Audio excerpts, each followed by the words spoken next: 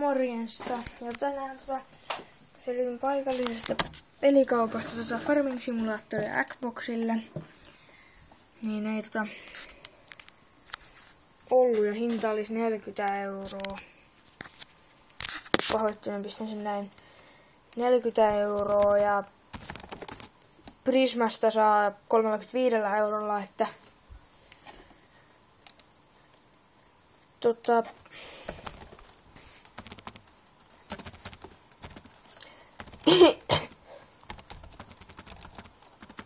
myyn Farmari 2013, eli sama peli suomen kielellä.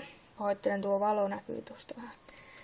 Niin suomen kielellä tää Farming Simulator, eli sisältyy yli 100 ajoneuvoa, 3 eri vaihtelevaa ympäristöä kaupunkeiden, kylineen ja maatiloinen alpeilta USAan, dynaaminen ja realistinen maa-aine, sitä ei nyt saa tuosta selvää.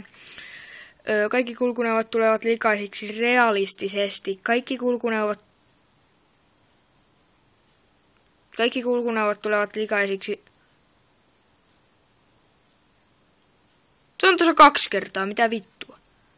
Ulkomuoto ja ohjattavuus muuttuvat. 6 eri eläinlajia, nautakarja, härät, lampaat, kanat, hevoset ja peurat. Laaja apujärjestelmä, johon kuuluu myös kuljetustehtävät, uusia kasvilajeja, auringonkukka, kaupankäyntipisteitä kaikissa kartoissa, tollain. Ja, eli tän tosiaan myyn ja toinen, minkä myyn, tää ei ole suomenkielinen, mutta tuonkin myyn. Eli nuo 2 myynnissä. Tästä maksoin 30, joten olisiko 20 €. Käyttämätön. Onkohan mulla?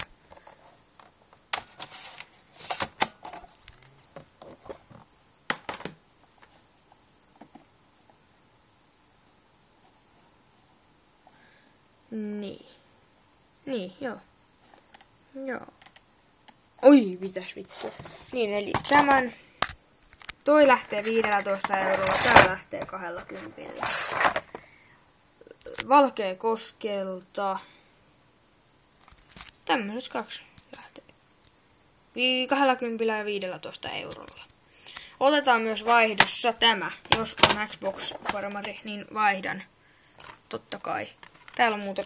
Voisinkin näyttää tuon levy vielä.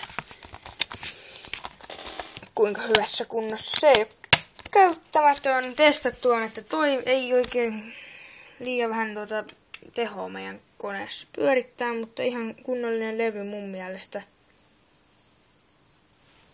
Se oli semmonen.